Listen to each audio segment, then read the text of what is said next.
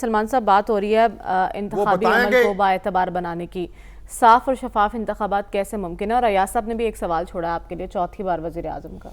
دیکھیں میں بار بار ایک بات دہراتا اچھا نہیں لگتا، میں نے تو کبھی نہیں کہا، اور باقی ٹھیکیداروں کی بات ہوتی ہے، کنٹریکٹ تو ہمارے بھائی صاحب کے پاس ہے، اور میں حیران ہوا جب شامی صاحب نے کہا کہ ان کے ہیرو، ہمیں تو یہ پتہ ہی نہیں کہ ان کے ہیرو کون سے ہیں، کیونکہ وقت کے ساتھ ساتھ ہیرو بدلتے رہتے ہیں۔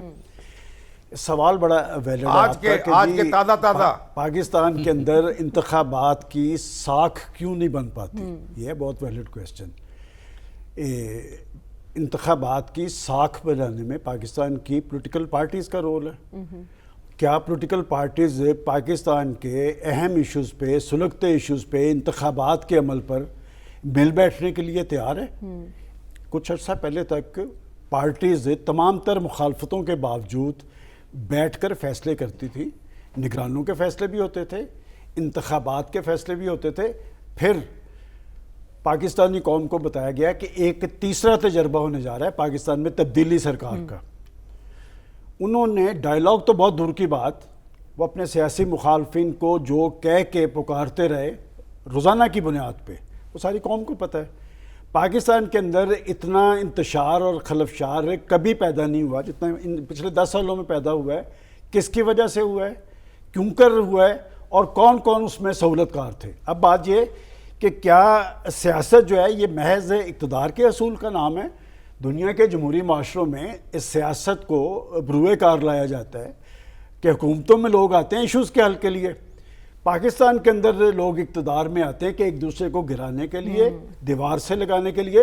اور وہ جو شامی صاحب نے ذکر کر دیا ہے، پاکستان کی سیاسی تاریخ میں پولیٹیکل لیڈرشپ ریزرویشن کا اظہار کرتی رہی ڈکٹیٹرشپ کے حوالے سے کہ ایسے نہیں ہونا چاہیے۔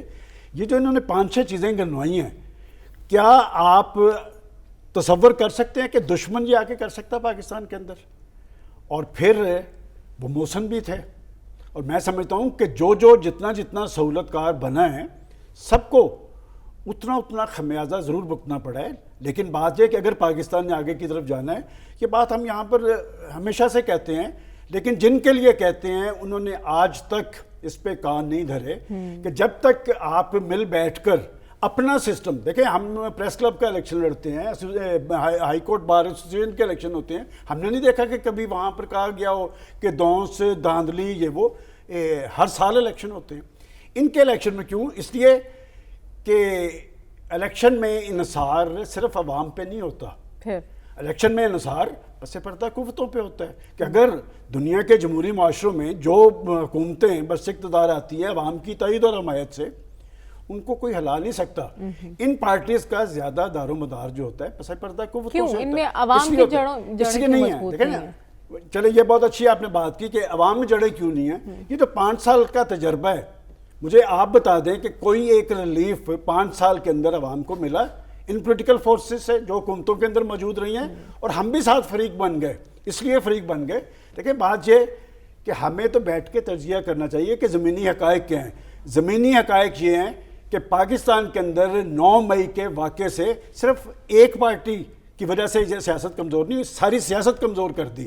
اس لیے کہ جب آپ غیر ذمہ دارانہ طرز عمل اختیار کریں گے اور سیاستدان ہوتے ہوئے سیاسی طرز عمل اختیار نہیں کریں گے تو پولرائزیشن بڑھے گی۔ اس پولرائزیشن نے ان سیاسی قوتوں کو ہی نقصان نہیں پہنچایا، اس سیاسی سسٹم کو ہی نقصان نہیں پہنچایا، پاکستان کی معیشت کو ہلا کے رکھ دیا ہے۔ اور آج یہ ہے کہ کراچی سے لے کر خیبر تک لوگ پریشان ہیں، کوئی ان مسائل زدہ، مہنگائی زدہ لوگوں کی آواز بننے کے لیے تیار نہیں ہے۔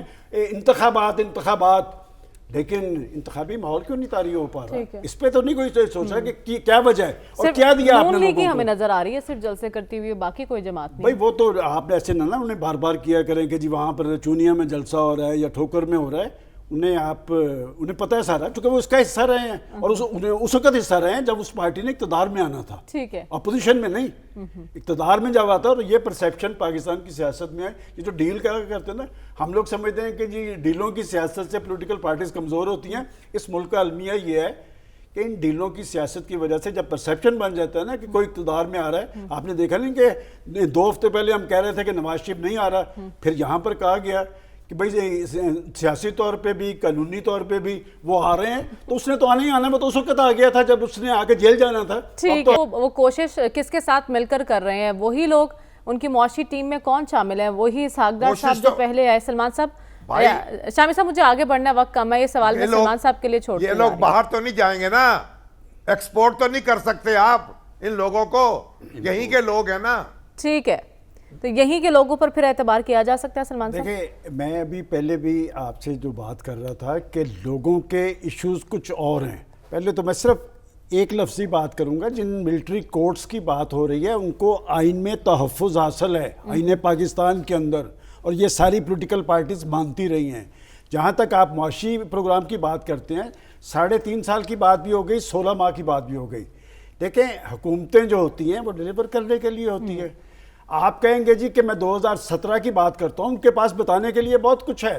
وہ اس لیے بتاتے نظر آ رہے ہیں کہ جناب ہمارے دور میں ڈالر 104 روپے کا تھا، پیٹرول 68 روپے لیٹر تھا، آٹا 35 روپے کلو تھا، چینی 55 روپے کلو تھی.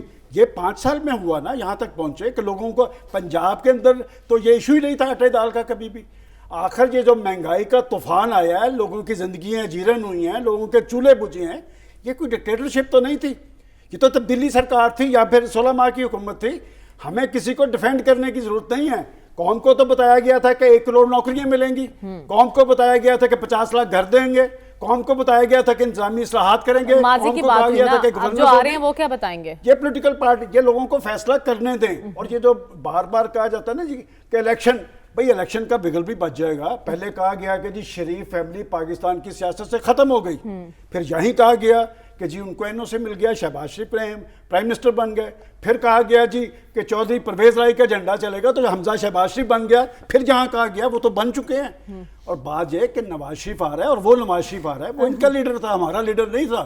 تو بات یہ کہ اس کے پاس کچھ ہوگا تو کام چل جائے گا، اور بات یہ کہ ہنسی تو نکل گئی ہے، بالکل کام اس کا چل گیا ہے. ان کو پتہ ہے کیا آج اصل میں ہمارے سے بات کوئی بن نہیں رہی. ٹھیک ہے، لیکن وہ کون سی جادو کی چھڑی گھمائیں گے؟ جادو کی چھڑی وہ گھماتا رہا ہے. اس نے پاکستان کے اندر بجلی کم کر کے دکھائی تھی. معاشی ایجنڈا ہوگا تو کام چل جائے گا. سلمان صاحب، ابھی سوال اٹھایا گیا کہ پاکستان کا مؤثر کردار کیوں نہیں نظر آ رہا؟ اسپیشلی مذہبی جماعتیں تو ہمیں پیش نظر آ رہی ہیں، سیاسی جماعتیں کیوں خاموش ہیں اس معاملے پر؟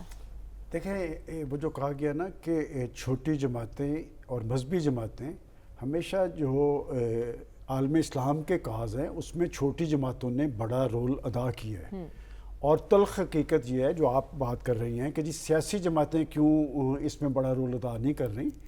اس لیے کہ پاکستان کے اقتدار کے اتار چڑھاؤ میں، اقتدار کے بنانے اور ہٹانے میں کچھ فورسز، اور میں نے کل بھی ختم ہوتے ہوئے کہا تھا کہ آئی ایم ایف سے ہی ناراضگی ہم مول نہیں لے سکتے، تو اور کیا ناراضگی مول لیں گے.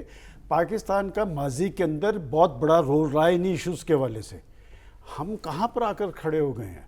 میں نے کل بھی ذکر کیا تھا کہ خورشید قصوری صاحب سے، شمشاد احمد خان، ان لوگوں سے میں نے کہا آپ ہماری، انہوں نے کہا کہ ہم کس جگہ پہ کھڑے ہیں کہ پاکستان عالم اسلام کی نیوکلیئر پاور ہے اور پاکستان کہیں نظر نہیں آ رہا.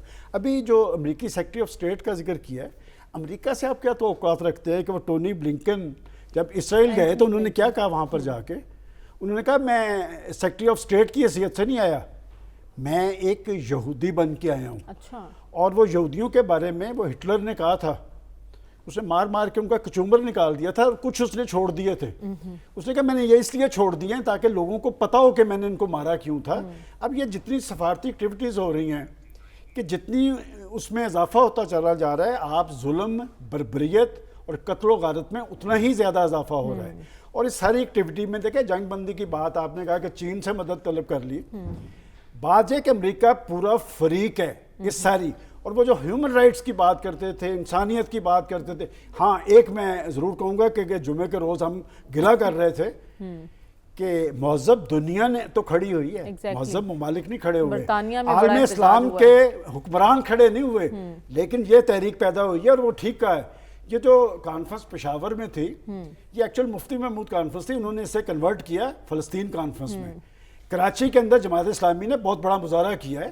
تو مذہبی جماعتوں نے ہمیشہ لیڈ لی ہے. اب یہ پاکستان کے عوام، دیکھیں پاکستان کے عوام بڑے جذباتی ہیں اس ایشو کے حوالے سے. آپ دیکھیں گے کہ یہ معاملہ بھی رکنے والا نہیں ہے اور اس معاملے نے آگے کی طرف چلنا ہے.